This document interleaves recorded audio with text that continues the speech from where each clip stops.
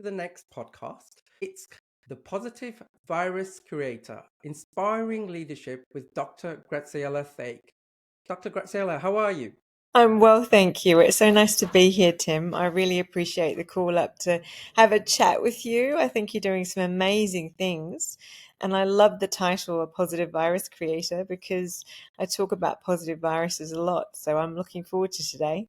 Thank you so much.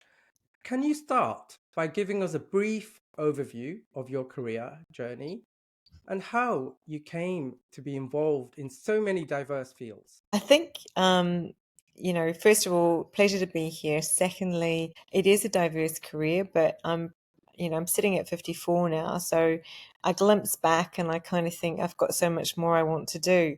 Um, I started my career journey with aspirations and, a belief and a passion like everybody else.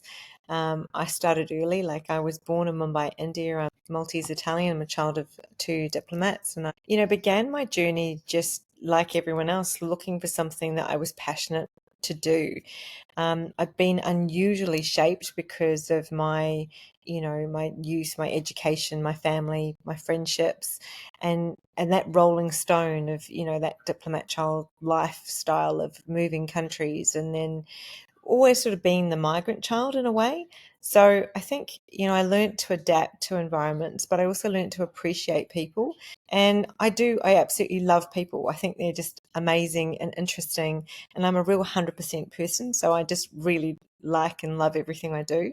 Um, but I naturally, as I kind of went into different places, like initially where I was born, my dad took me to the slums and said, you live here, but you're responsible for everything around you. Like, this environment isn't just what you're born into just by accident of birth, everything around you. So social responsibility was really important to us as a family. And I grew up with the humility to know that whether it was somebody who had titles sitting at our table or somebody who was serving us dinner who my father invited to sit with us, they were all the same person. And so, multiple faiths, multiple cultures, nothing had a difference for me. Like everybody was one and the same. But then as I grew up, I saw that people were actually treated differently and there were some horrible things that happened. I'd sort of often ask my dad, what can I do to help this? What can I do? And he said, well, you'll find what it is that you're passionate about. So in his wisdom, he didn't say you could do this, you could do this. And eventually I kind of stumbled upon wanting to get into being a medical doctor. And then I discovered when I was going to university that my passions were more about the mind. And so I tripped into the world of psychology. So I've been involved in psychology. I got invested and involved in working in maximum security jail and working in forensic psychology because I went to corporate psychology first and I was mentored by somebody in KPMG and they said, go to forensics first. That's where I started. And every door will open to you because you'll test yourself, especially as a woman in forensics and because of the fields that you're interested in. So I was also interested in space and aviation and wanting to look at human potential and growth and evolution. And so I was quite a young female going into working for maximum security jails and forensics and really critical situations around uniform populations and crime. And I think, I don't want to bore you by being a monologue, but there were lots of things that happened, like, that were really super interesting. So I won't just go on about them, but I did lots of really interesting things and I ended up, um, you know, beginning programs that people really enjoyed and that were really successful, getting heavily involved in community, learning about bicultural therapies, ending up working in, looking at trafficking and working with UN AOCs on the trafficking front on non-re-victimization of victims. But the journey wasn't a straight line. Like I sort of did that after I left forensics and went to corporate. So when I left forensics, I found I had cervical cancer and I had to get my cells burnt off and go through a whole process of, will I have kids? Won't I have kids? And then got snapped up to work in corporate and ended up working with 25 odd multinationals over a 9 or 10 year period. So 20 years later, I kind of went, wow, look what I actually did. And I didn't really see or feel the time go. And I had some children there when I was told I couldn't, and lots of other things. So my career was about saying yes and being driven by passion and purpose, and deciding that I wanted to have impact that was lasting and do my part. I did it with humility, not wanting accolades. And I say this often when I'm coaching young people, or I'm speaking in MBAs, or I'm talking at universities. When you graduate, always go out to make something that you're doing the thing that makes the organization that you're working for shine. It's not about your title, and it's not about you. So I think that was the thing. I managed to say yes to lots of things because I loved what I was doing. I didn't do it for a title, and I didn't do it for accolades. And yet I ended up with both: numerous titles, numerous kinds of accolades. I still say when I speak, I feel like I'm about 14 inside. I still feel like I'm really open to learning, and I am constantly coaching that in the team that I have and with the people I work with, that, it's about teaching people what you learned and what they might not know, because they might teach you something that you know. So I think that's a long answer to a short question. There's a lot more to share with you, but I don't want to dominate the mic. Sure. Thank you so much. So, how would you describe your leadership style and what key experience that have shaped it?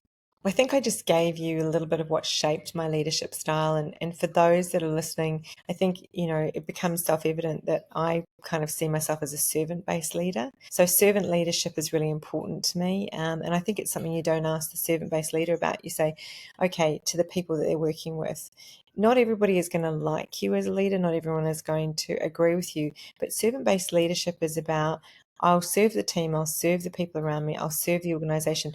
But, as much as I serve my bottom line, I'm looking to better the outcomes. So I'm always searching for better outcomes.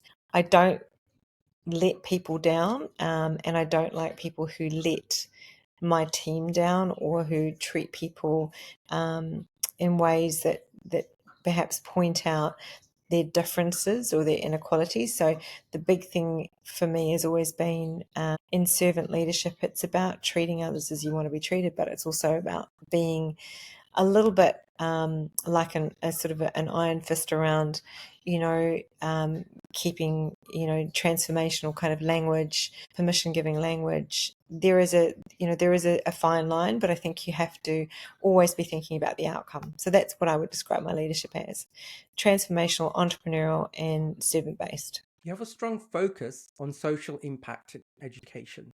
What do you believe are the most critical factors in achieving positive educational outcomes? I don't think the education system today is fit for purpose. Basically, I just don't think it's fit for purpose at all. I think that the education system per se right now isn't serving the populations that are dominated by technology and their phones.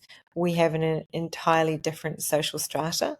So I think if we are going to dynamically support the framework of humanity and have social impact and bring about change and realistically focus on humanity from a well-being perspective, which is where everything comes from. So if you have your mental health and wellness and your physical wellness, that's where achievement can come from. If we're going to do something about that, we have to change our education system. We are not educating identity. 20 years ago, I was speaking at the United Nations about learning how to learn.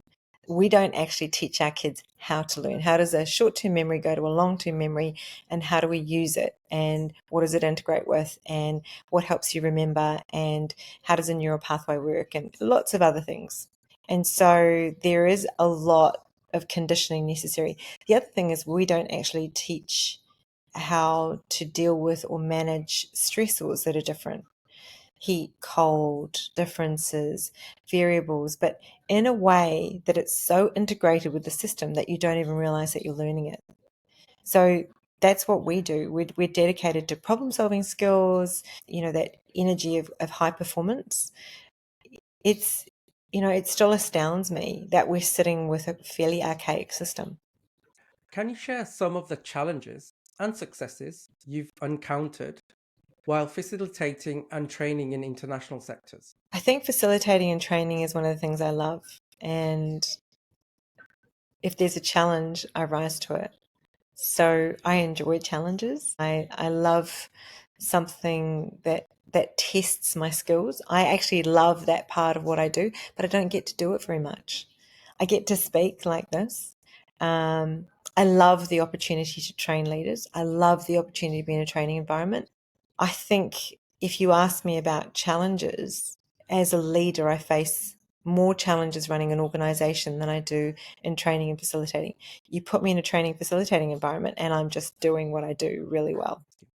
How does your background in forensic psychology inform your approach to corporate and sports psychology? So, human beings are interesting systems, and high performance is the same no matter where you are. I think understanding human pressures and what leads to the fight or flight mechanism and what leads us to do some of the most horrific things or to run away into situations. I think that high performance is at its best when you understand what triggers you. So if I'm to work with someone in high performance, I need to know how to help them to identify their triggers so that they don't become distractors and they don't become personality deficits at their most critical moments. And so working in forensics, you learn what's triggered and press people. And they're still human beings. This is all human beings. So I find it difficult sometimes. I mean, yes, the field itself taught me a lot, but I think it's just working with human beings that teaches you a lot. And as you work with more and more volumes of human beings, your repertoire of knowledge when you're faced with a situation that someone's faced with is far deeper. And so if you were to ask me now for something, I could give you a much richer kind of context than I could have in my 20s because I have 30 years of stored experience across multiple contexts, including forensics, to draw upon. You've managed complex projects across various industries. What strategies do you use to ensure successful project delivery? We run every project with a project map and project coordinator, and we've also used technology to speed up our processes so that we're spending less time on process and more time with people. So I think tech affords you the ability to, to integrate a system that automates most everything in your organization. And we've gone through huge exercises to enable that. We're still going through another. We keep going through more and more iterations. And I believe that if we nail that, get that right each time, that gives us more time with people. And that's what you want, is more time with people. And in running a project, what helps is the communication. And it's always having that written communication. And it's also making sure you keep on tick with your client. So how's it going? What is it that you need next? So that gives you, the feedback loop that you require to keep bettering the project. You are known for bringing innovation to your leadership roles. Can you give us an example of an innovative approach you've implemented? Innovation's interesting, and if I may, what I'd probably take the liberty of doing is saying to you that innovation is about the time you take to just empty your mind and be creative, because sometimes we get stuck in the doing. There are many things that I would say are triggering innovation. But the things that most trigger innovation, I think, is when you open yourself to learning from the people around you. So, for example, if my instructional designer gives me some feedback, then that's also triggering a learning or an outcome for me. And then out of that comes innovation because I'm thinking outside the box and conceptualizing the next level. So innovation for me is almost like putting myself in the customer's shoes and saying, so if I were to have the best of the best experience here and it was light and really elevated my state and enabled my capacity to do something, to be almost like mapped within me, and I could easily learn and recall my learning, what would I need my learning experience to look like? That's the question I ask myself. it's also my internal customers, my team. So we might tuck ourselves away for 6 months innovating something that's going to make it better for our team. They won't know it till they see it, and then they'll go, wow, that's pretty cool. And I think innovation is always about, how do I make this better? How do I do more of this? How do I have greater impact? So innovation is led by the question, and the question is about the delivery, and the delivery to innovation comes from the needs that humanity has. Those needs are growing day by day and changing day by day. You emphasize the importance of dynamic impact culture. What does this mean to you, and how do you cultivate it within teams? I think dynamic impact requires a lot from leadership. I think it requires leaders to have a constant relationship with their key and core team members, because I think dynamism requires confidence. So you can be dynamic. Like, I can give what I would term a dynamic presentation, or I would talk about something from my heart and be very confident about it. But not everybody has an equal level of confidence. And I believe dynamic teams are from people who don't compete, they cooperate, and they cooperate because they feel confident, and they haven't got their own self dialogues going off about trying to be better than the next person or ousted or see more power. So when the power dynamic is almost zero and you're sitting with a healthy group, that's when you can be truthfully really dynamic. But I think that takes work. I think it takes constant contact with your team. I think it takes decision making power. And I think it takes a team who are driven by a common purpose as well. But I do think dynamic leadership isn't just the leader, it's about how much connection you can keep going with the team. What are the key elements of achieving long-term sustainable performance in organizations? I believe the key elements are, having a really good 360 feedback evaluation process, but also long-term leadership comes from, a model of accepting that training is part of what you do, and that the human factor that will get in the way of great leadership is going to be, people's capacity to do things and their resilience. So great leadership takes resilience, and it also takes support. And so, if you can develop an organization that has well-structured support, but also that provides support not just for the team, but back for all the leadership, then I think that's when you can really grow leadership amidst an organization, because leaders will often get burnt out if it's just back with the leaders. Okay. As a diversity champion, what initiatives or practices do you believe are essential for fostering an inclusive work environment? Well, one of the things that I've sought to do with the Optimization Hub has been to evolve a program called Leadership Track, which is a nice sort of 6-week drop-in program that surrounds teams with 5 or 6 different cultures. And it's both a socio-cultural approach, but also a transformational kind of approach around leadership to keep your leadership skills on tick so that they keep on evolving. And so one of the things I strongly suggest that organizations do is, if we're looking at fostering diversity, surround the organization with diversity that you haven't planned, that comes from an external source like us or someone else, that brings in that facilitation with varied and different cultures and faces. So the team begins to learn from something dynamically outside its culture, and then doesn't become predisposed to expectations within culture, and it's challenged, and then also sees faces outside of the organisation who are diverse, working on a common set of principles together. So you just essentially kind of expand and retract your team. You expand it for a moment, you do some learning, you work with a diverse team, and then you retract it, and the learning goes back into the team. So it's like putting an eyedropper in for a little while, getting the valve going, taking it and putting it out and putting it back into your team. Okay. You've been dubbed the positive virus creator. Can you explain what this means and how do you earn this title? Wow, who dubbed me that? um, all right, so earning that title. First of all, I guess I talk about it. So it's possibly where I got dubbed.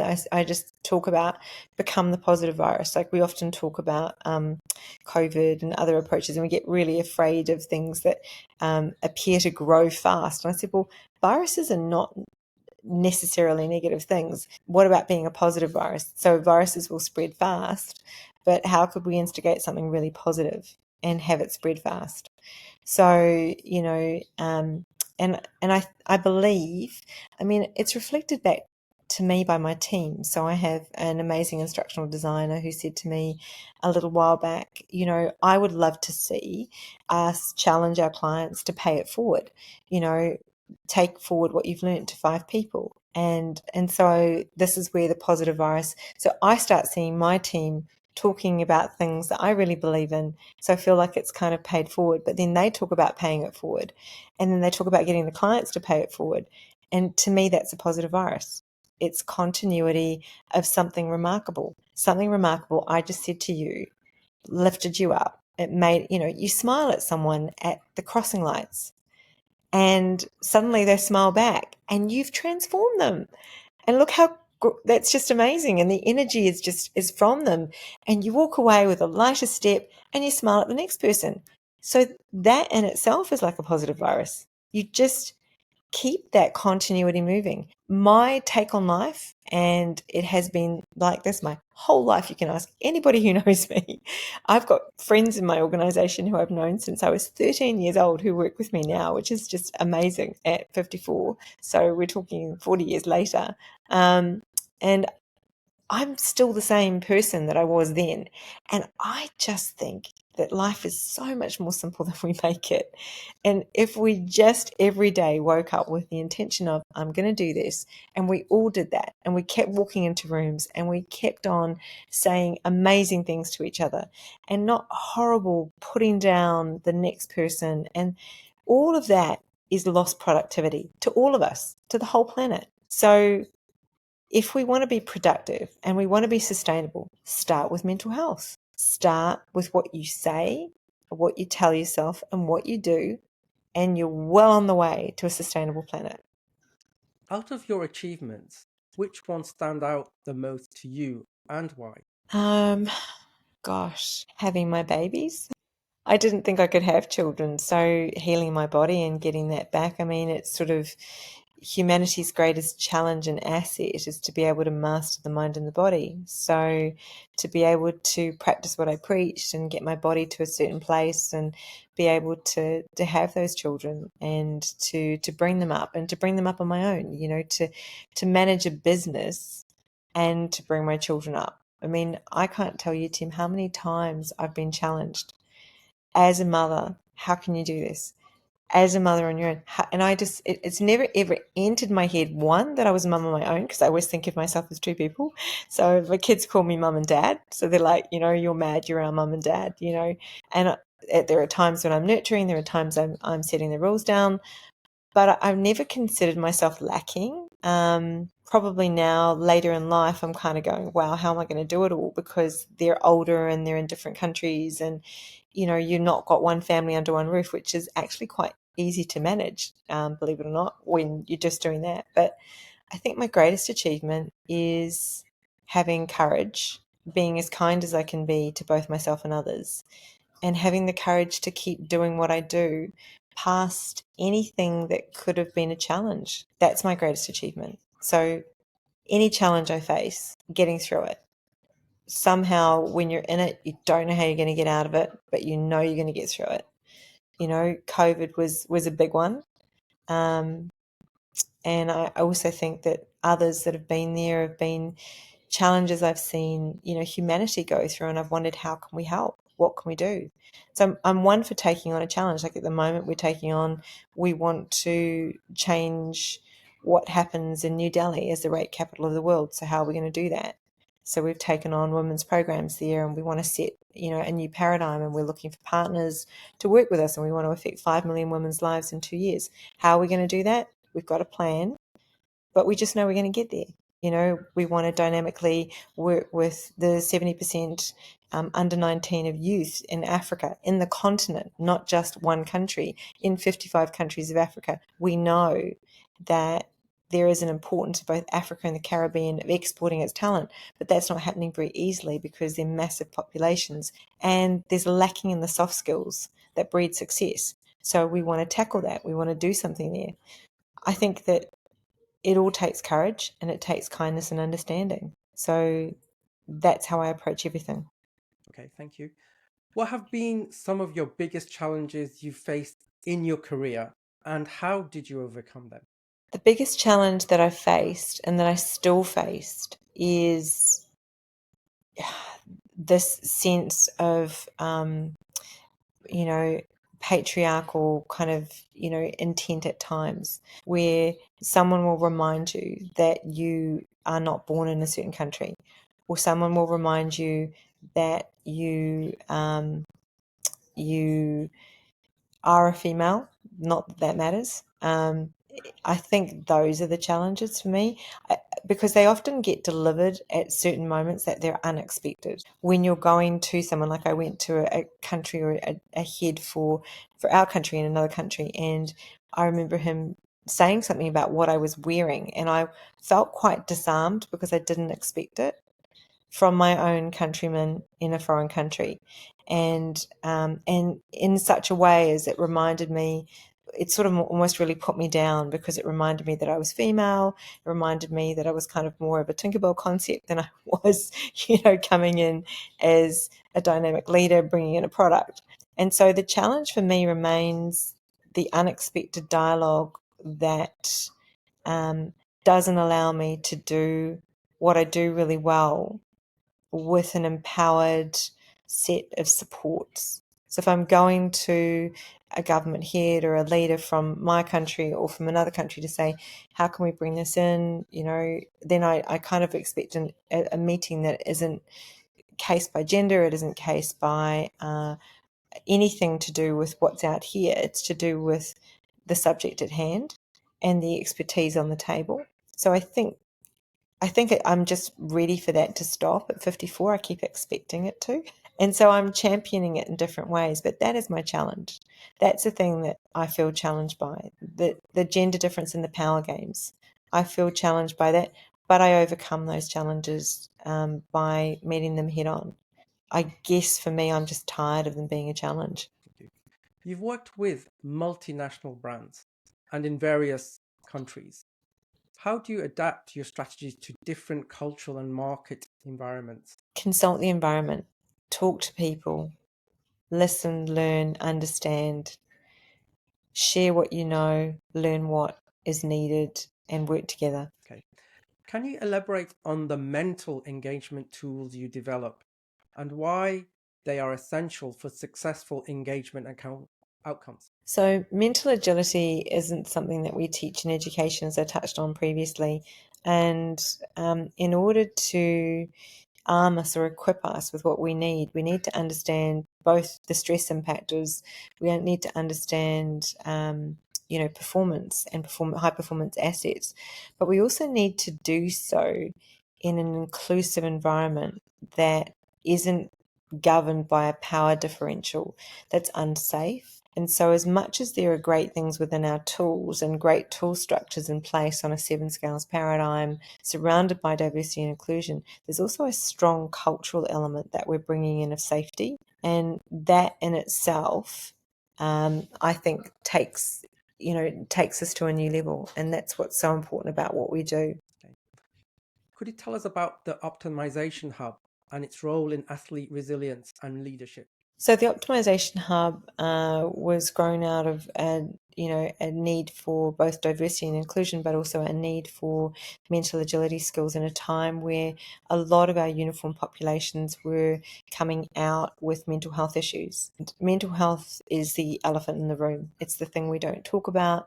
It's the thing we popularize, or when we talk about it in a popularistic kind of experiential way, but not in a mental asset way, which is, so how do you sort of learn the skills? Like, what do I need to learn so that I don't trip over those wires when they come up and they're unexpected?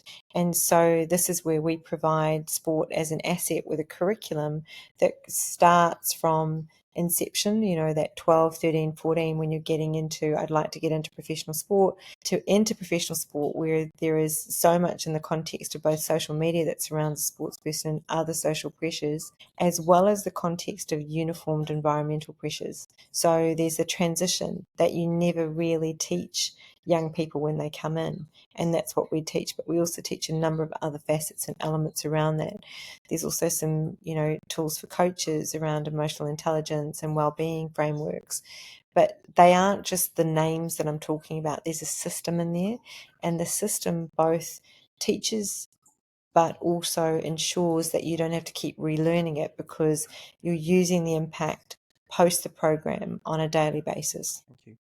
What inspired you to start the New Mothers Trust?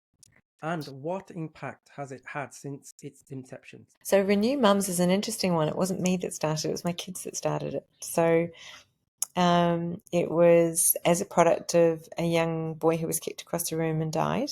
So he was 2 years old. I remember I'd come out of forensics and we were living in New Zealand at the time, and we lived on a street parallel to another street, and we were walking down our street that was quite an affluent street, and then near us was a marae, and then that street there were houses that were poor or run down, or that were also social housing. And we went past a police cordon one day, and there was a red cordon out there, and they had bought some body bags out. They bought things out from the house. They bought things that the children asked about, and then they read about a little bit later that it was a little boy of 2 years old who had been kicked across the room by a transient adult figure in the home, and he died. And so they said to me, "Mum, you often say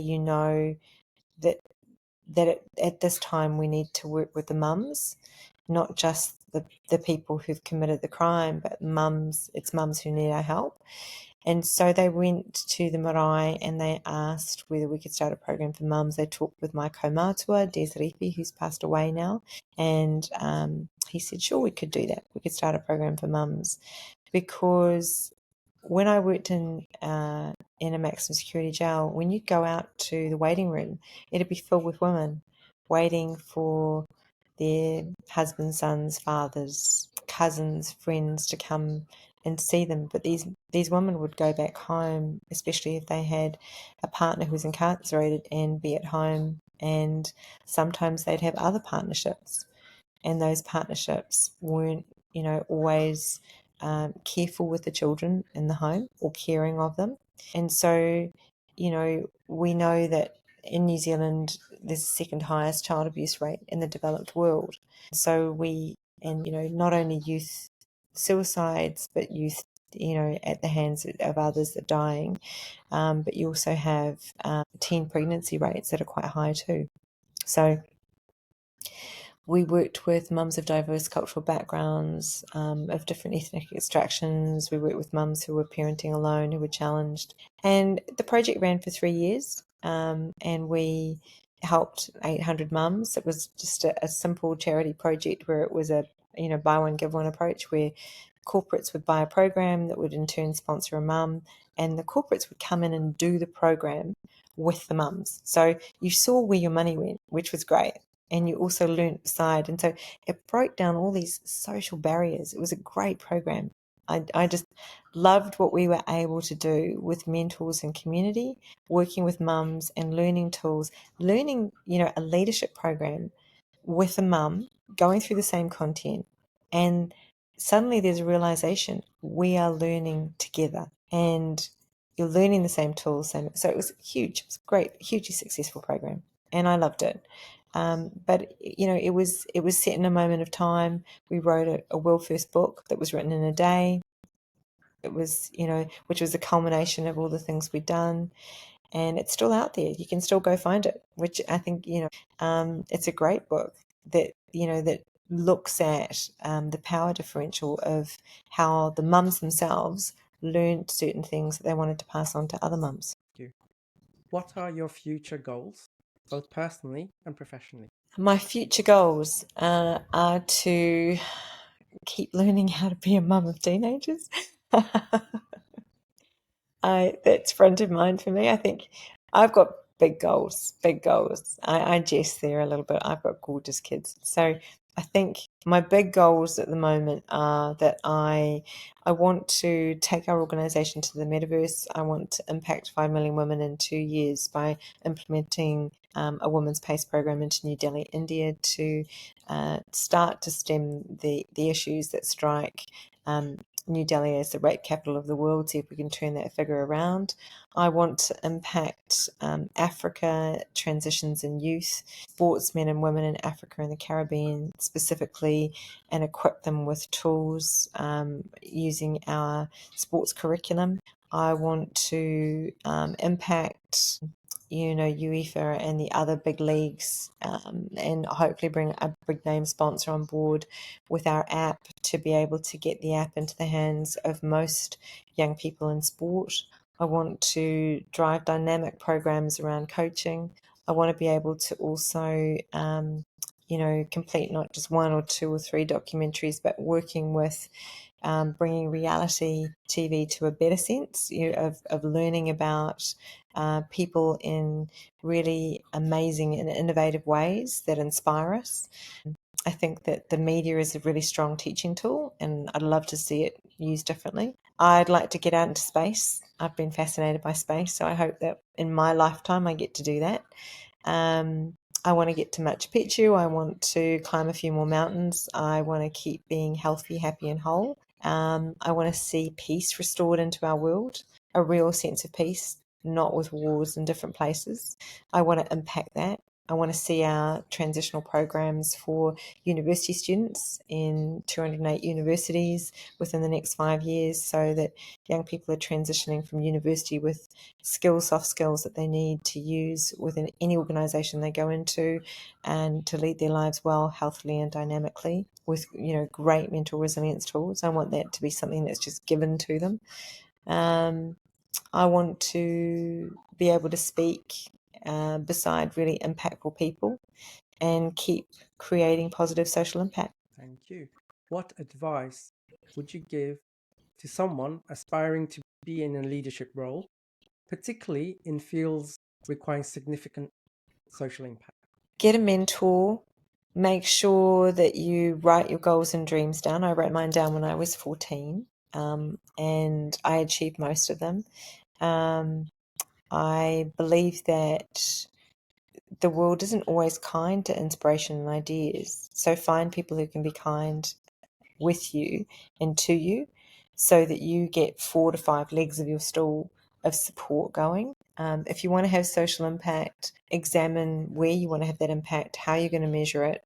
Don't just go looking for something that everyone else is doing. Really give way to your own ideas. And if you want to create impact and you don't have a great idea, there's nothing wrong with helping someone with their idea. So I think we're here for a short time, so we need to go out there and make a difference. How would you like to be remembered in your professional field? So in my professional field, in psychology or forensics, I guess I'm no longer a psychologist. So I'm no longer a registered psychologist. I'm, a doctor of, but not a registered psychologist. I'm a leader, of an organization. So I guess if I look at my professional field, I'd have to adopt that as leadership. And I'd like to be remembered as a leader that could be approached and spoken to, who was firm but kind, and who held values out front and kept people believing, and one that could always come through on what they had said that they were going to deliver. Cool. And what legacy do you hope to leave behind? I hope to change the education system, and I hope to impact health, and I hope to keep challenging and being courageous enough with people who are not doing the right thing by others, so that I can have impact and encourage courage around me. Thank you so much, Dr. Graziella. It's been wonderful. Really learned a lot, and hope to really do different podcasts with you in the future.